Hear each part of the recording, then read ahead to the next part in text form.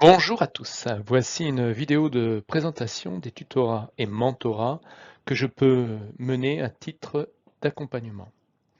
Alors, c'est très valorisant pour moi parce que ça mobilise mes valeurs de transmission et de partage. Et je peux m'appuyer sur mon expérience de plus de 30 ans dans le cycle de vie des services, des applications, dans le domaine des technologies de l'information. Alors ici, nous sommes plutôt dans le savoir-faire, les hard skills. Les soft skills, eux, font partie de la présentation sur le coaching de développement individuel. Alors, tutorat et mentorat, c'est du support et non faire à la place. Support de talents qui veulent aborder de nouveaux défis, de nouveaux challenges. Dans le contexte de l'IT, en abordant les projets, les services, les applications sous forme de cycle. Et en prenant en compte particulièrement le passage du développement à la production.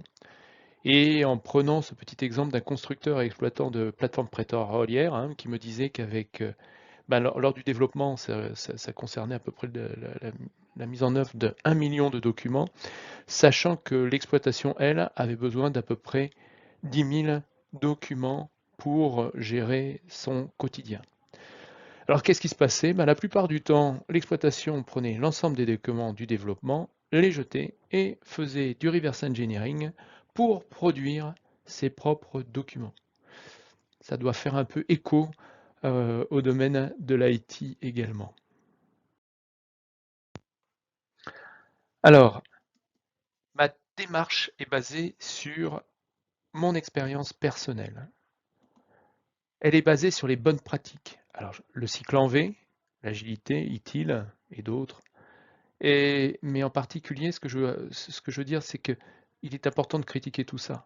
Le cycle en V, ça a des avantages, la méthode, les tests, mais certains désavantages, une mauvaise communication, quelquefois avec le client, trop de formalisme. L'agilité, ses avantages, sa valeur de transparence, qui permet une meilleure communication, une meilleure adaptabilité. Mais c'est des avantages, c'est des tests pauvres ou absents, l'absence de formalisme et de documentation. ITIL, l'avantage, c'est le formalisme, construit sur des bonnes pratiques, un vocabulaire partagé. Mais ce que j'ai pu voir dans son application, c'est des processus trop détaillés et trop rigides. L'autre point, c'est que cette démarche est basée sur le bon sens. Alors j'avais un collègue qui employait un acronyme, le BSP, d'accord, le bon sens paysan.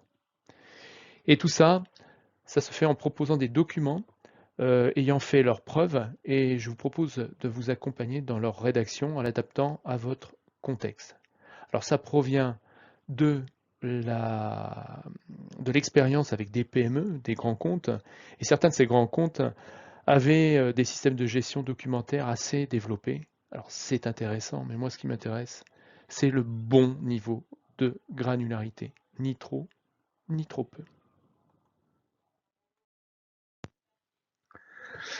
Alors ce qui est important aussi, c'est de savoir d'où je parle. Sur ce slide, vous verrez un ensemble d'expériences tout au long de ma carrière qui m'ont permis d'aborder les différentes étapes du cycle de vie d'un service.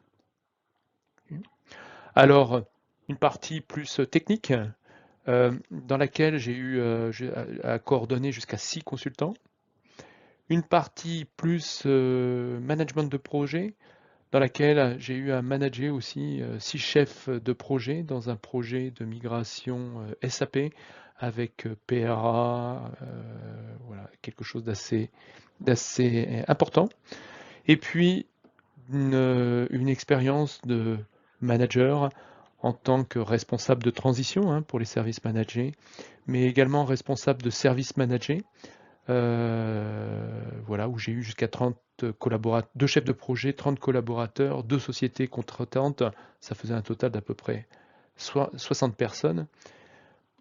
Et bon, après un livre également, la rédaction d'un livre, mais ce que j'ai pu voir, c'était l'importance des hard skills, mais également toute l'importance de la communication et des soft skills associés.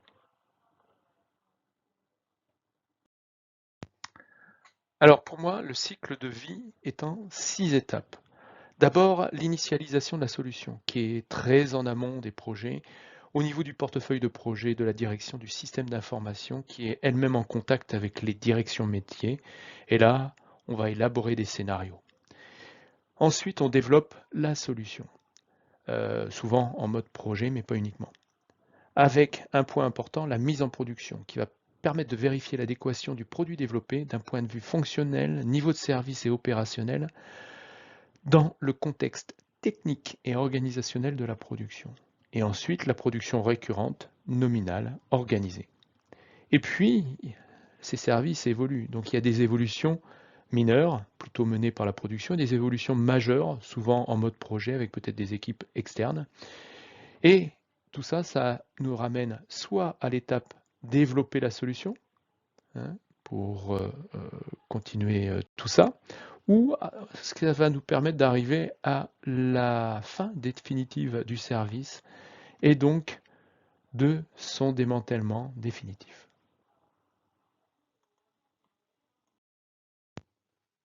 Alors sur ce slide, nous voyons un ensemble de documents, un ensemble assez fourni de documents que j'ai rédigé pour certains seuls, d'autres en équipe, que j'ai coordonné souvent. Alors je vous laisse faire une pause vidéo pour les lire si nécessaire. Ces documents sont destinés principalement à la maîtrise d'ouvrage, mais d'autres également sont utilisés par la maîtrise d'œuvre, et ceci principalement pour la direction des systèmes d'information, même si certains intéressent les directions métiers. Alors, sur ce slide, on va aborder plutôt les documents d'architecture et de développement de la solution, qui sont plutôt, eux, du domaine de la maîtrise d'œuvre.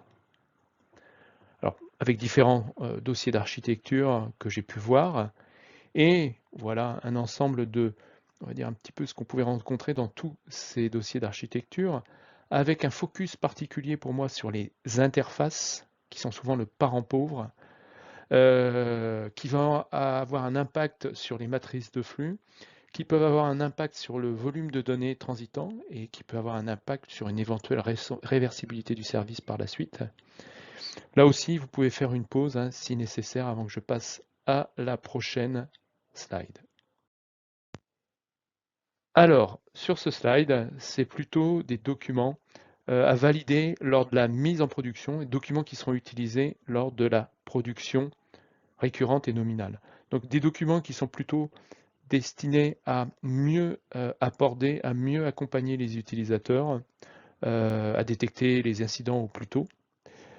D'autres sont des contrats, pour s'engager dans la production de ce que l'on va faire. Alors là, j'en propose 4 types de contrats. Il y en a d'autres, mais voilà, c'est les plus courants.